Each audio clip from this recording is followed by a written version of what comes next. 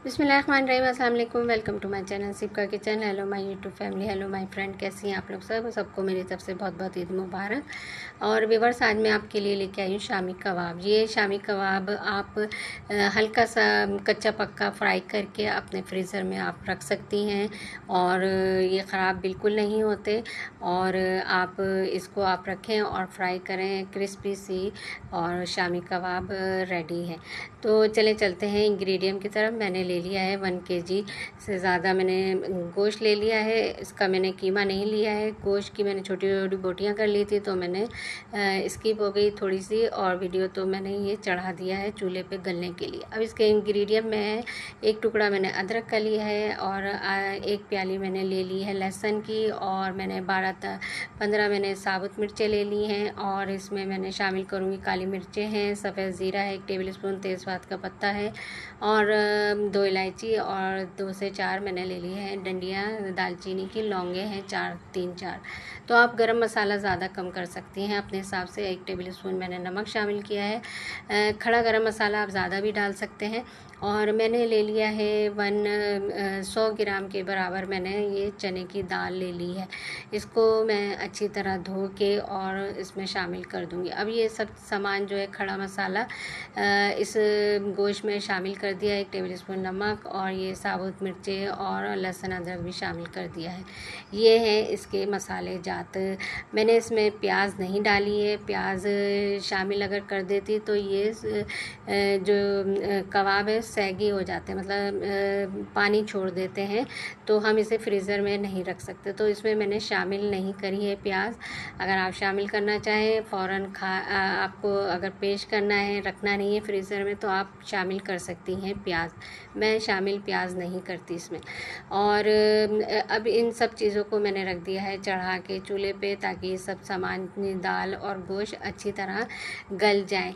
तो अब ये देखें, ये गल चुका है, गोश्त भी गल चुका है अच्छी तरह, और ये चने की दाल जो है ये भी गल चुकी है अच्छी तरह से। अब मैं इसको चॉपर में डाल के इसको मैश कर लूँगी सारा मैं, और ताकि पीस जाए, ये अच्छी तरह बारीक हो जाए, कबाब के लिए रेडी हो जाए। तो ये अब मैं चॉपर में डाल दिया है इसको, और इसको अब मैं पीस लूँगी चॉपर मशीन में। तो व्यूअर्स, आप लोग किस किस कंट्री से देख रहे हैं मेरी इस वीडियो के साथ जुड़े रहिए, और पूरी वीडियो वॉच किया करें, और पूरा मेथड जो है देखा करें, तरीका आप लोग। और अब ये देखें, मैश हो चुका है पूरा कीमा, इसका रेडी हो गया है कबाब के लिए। पूरा मसाला ये देखें मैश हो गया अच्छी तरह। ये मैंने चॉपर में पीस लिया है सारा। और अब इसके जो है टिकिया बनाऊंगी कबाब की, शामी कबाब की, और इसमें जो शामिल करूंगी मैं 1 पूरी प्याली से ज़्यादा मैंने हरा धनिया ले लिया है। इसको मैंने चॉप कर लिया बारीक बारीक, और 12 से 15 मैंने हरी मिर्चें ले ली हैं, इसको भी मैंने बारीक बारीक काट ली हैं। अब इन चीज़ों को मैं कीमे में जो मिक्सचर है इसमें शामिल कर दूंगी। और अगर आपको नमक और मिर्चें कम लगे लाल, तो आप ऊपर से इसमें नमक और मिर्चें शामिल कर सकती हैं।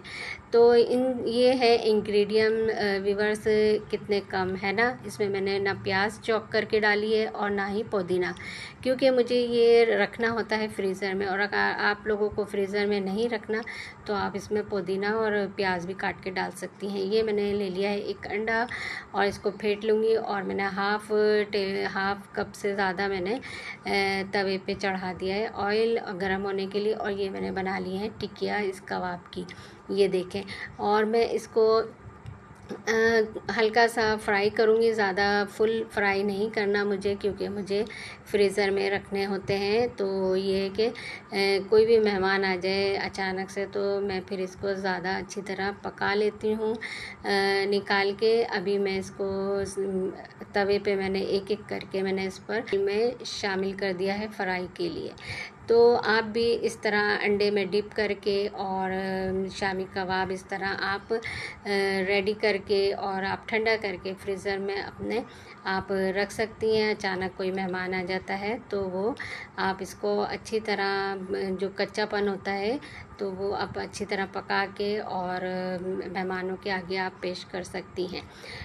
तो व्यूअर्स, कैसी लगी आपको ये रेसिपी शामी कबाब? ये बहुत क्रिस्पी और मज़े के बनते हैं, क्योंकि इसमें मैंने मैंने शामिल, बिल्कुल प्याज शामिल नहीं करा है। प्याज शामिल करेंगी तो ये सैगी हो जाएंगे कबाब और ज़्यादा दिन आप फ्रीज़र में नहीं रख सकती, फिर ये स्मेल आ जाती है, इसका जायका ख़राब हो जाता है।